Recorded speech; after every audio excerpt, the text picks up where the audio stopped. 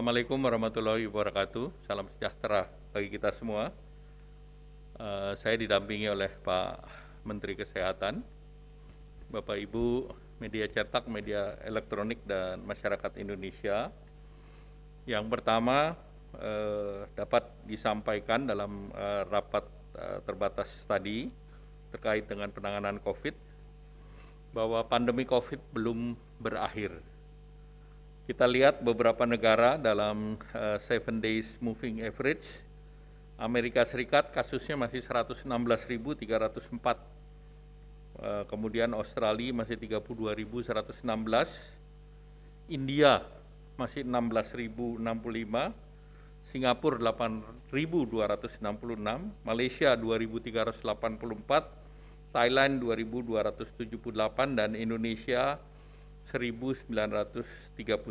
Ini secara moving average. Secara kasus harian per 3 Juli, Indonesia ada 1.614 kasus, dan kita lihat bahwa kasus tersebut tentunya masih di bawah daripada positivity rate WHO yang di 5%. Nah, kalau dilihat reproduksi efektif di luar Jawa, Bali, Sumatera masih 1,08, kemudian Nusa Tenggara, Kalimantan, Sulawesi 1,1, 1,11, dan Maluku, Papua 0,99. Kalau dari segi kasus secara nasional 1.614, Jawa, Bali masih mewakili mayoritas atau 95%, yaitu 1.579 kasus, sedangkan luar Jawa, Bali 35 kasus atau 4,07%. Nah, kalau kita lihat dari kasus harian tertinggi di luar Jawa, Bali adalah Kalimantan Selatan dan Sumatera Utara, masing-masing 77 dan 67. Dan berikutnya tentu terkait dengan capaian vaksinasi. Ini yang diminta Bapak Presiden untuk ditingkatkan, baik dosis 1, dosis 2, dan dosis 3 untuk terus juga dinaikkan.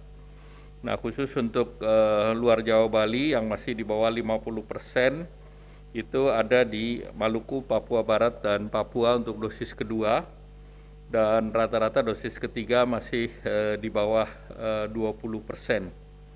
Nah, tentunya dosis ketiga ini akan dipersyaratkan untuk berbagai kegiatan yang melibatkan masyarakat banyak, dan juga untuk berbagai perjalanan. Jadi tadi arahan Bapak Presiden untuk di airport juga disiapkan untuk vaksinasi dosis ketiga. Nah, khusus pemberlakuan pembatasan kegiatan di luar Jawa, Bali ini akan diperpanjang dari tanggal 5 Juli sampai dengan 1 Agustus, yang terdiri dari 385 kabupaten kota itu di level 1, dan hanya 1 di level 2, yaitu Kabupaten Sorong di Papua Barat. Nah, selanjutnya tadi juga kami laporkan terkait dengan penanganan COVID PCPEN. Nah, realisasi untuk penanganan kesehatan 28 triliun atau 24%. Tentu ini beberapa hal yang sudah dilaksanakan, antara lain klaim pasien, insentif nakes, insentif pajak kesehatan, dan dana desa untuk COVID. Ini seluruhnya sudah dilaksanakan.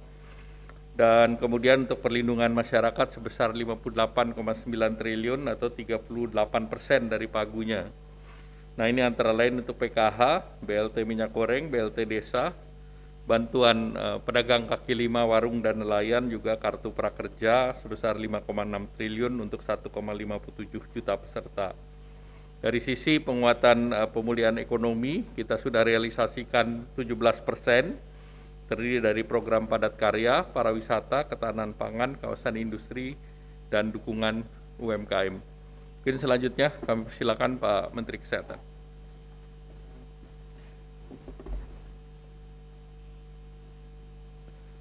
Terima kasih Pak Menko, rekan-rekan wartawan media yang saya hormati. Assalamualaikum warahmatullahi wabarakatuh. Salam sejahtera untuk kita semua. Tadi di hasil rapat saya meneruskan penjelasan dari Pak Menko. Kami meneliti mengenai kenaikan kasus yang terjadi hampir di seluruh dunia.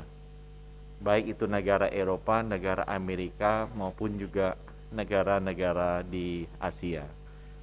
Hasil diskusi dengan para epidemiolog itu disebabkan karena kekurang waspadaan dari beberapa negara dan terlalu terburu-buru mengendurkan protokol kesehatan maupun vaksinasi. Indonesia relatif jauh lebih baik dengan populasi yang sangat banyak menghadapi gelombang BA4, BA5 ini karena relatif para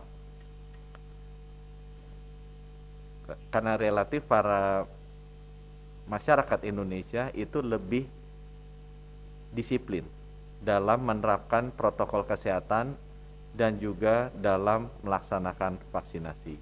Oleh karena itu, pesan pertama yang perlu kita sampaikan adalah bahwa agar protokol kesehatan yang sudah ditetapkan oleh pemerintah, yaitu tetap menggunakan masker kalau di dalam ruangan, kalau ada kerumunan atau kondisi badan kita tidak sehat, dan kita bebas untuk tidak menggunakan masker kalau di ruangan terbuka, itu memang secara konsisten kita jalankan.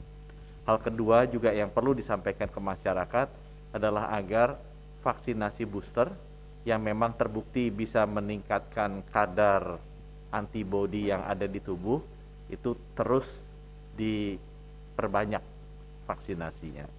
Nah, untuk Indonesia sendiri kita mengamati bahwa Indonesia itu tidak naik-naik. Jadi ada pertanyaan tadi yang hal kedua saya ingin sampaikan, sudah di mana kasus di Indonesia? Kami mengamati kalau kasus di luar negeri itu dalam 30 hari sampai 40 hari sejak kasus ditemukan itu puncaknya tercapai. Nah, Indonesia ini sudah sekitar 30 hari. Jadi kita mungkin masih ada waktu 1 atau 2 minggu ke depan. Kalau kita bandingkan dengan negara-negara lain seharusnya puncaknya sudah tercapai. Data yang kami miliki menunjang memang ke hal tersebut. Ya, jadi biasanya tuh puncak tercapai kalau dominasi satu varian tuh sudah tinggi. Nah, sekarang di Indonesia BA4, BA5 itu sudah lebih dari 80% dari varian yang kita genome sequence. Bahkan untuk di DKI Jakarta sudah 100% itu adalah varian BA4, BA5. Biasanya kalau kita lihat di negara-negara lain dan juga di Indonesia pada puncak-puncak kasus sebelumnya, saat dominasi Delta itu sudah hampir 100% dari populasi virusnya, itu mulai terjadi penurunan. Demikian juga pada saat Omicron itu sudah hampir 100% dari yang kita genome sequence adalah varian Omicron, mulai terjadi penurunan. Jadi sekarang kita juga melihat walaupun kasusnya naik, tapi pelandaian mulai terjadi baik di Jakarta maupun di Indonesia. Nah, pertanyaannya sekarang, kenapa Indonesia bisa landai dengan jumlah kasus yang jauh lebih rendah, yang cuma 4-5% dibandingkan dengan puncak sebelumnya. Negara-negara lain itu puncaknya dicapai 30%-an dari puncak sebelumnya. Salah satu hal yang menjelaskan adalah karena memang sero survei terakhir di bulan Maret menunjukkan antibodi kita masih tinggi.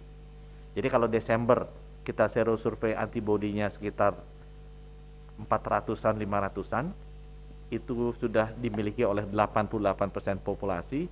Di bulan Maret kemarin kita sero survei 99% populasi sudah memiliki antibodi di level 3.000, 4.000-an, jadi jauh lebih tinggi. Oleh karena itu, untuk bisa mengambil kebijakan yang tepat, terutama di bulan Agustus September, karena kita juga ada hari ulang tahun kemerdekaan Republik Indonesia, kita akan jalankan sero survei yang ketiga, yaitu mulai hari ini. Diharapkan dalam sebulan hasilnya bisa keluar, sehingga kita bisa mengambil kebijakan yang tepat mengenai protokol kesehatan dan juga vaksinasi.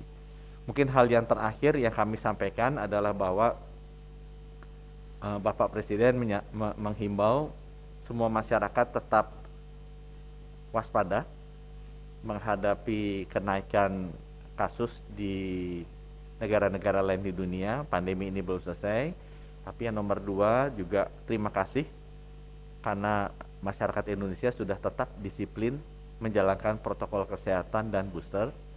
Pesannya adalah tetap jalankan protokol kesehatan terutama terkait masker dan percepat juga boosternya agar antibodinya kita tetap tinggi. Kalau kita bisa melewati bulan Agustus, September, kita Juli ini sudah terbukti 3 bulan kita bisa lewati dengan jauh lebih baik dibandingkan negara lain. Kalau nanti 3 bulan berikutnya Agustus, September kita juga bisa mengendalikan jumlah kasus kita, nah kita akan menjadi salah satu negara di dunia yang benar-benar bisa menjaga pandemi ini sehingga tidak terjadi lonjakan-lonjakan berikutnya.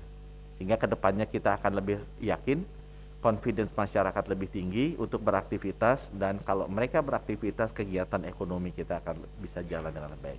Jadi lebih baik waspada, tapi menjaga momentum kegiatan ekonomi daripada kita terburu-buru dan terlampau cepat, akibatnya akan mengurangi confidence dari masyarakat untuk beraktivitas kembali dan nanti akan memperlambat juga laju ekonomi kita.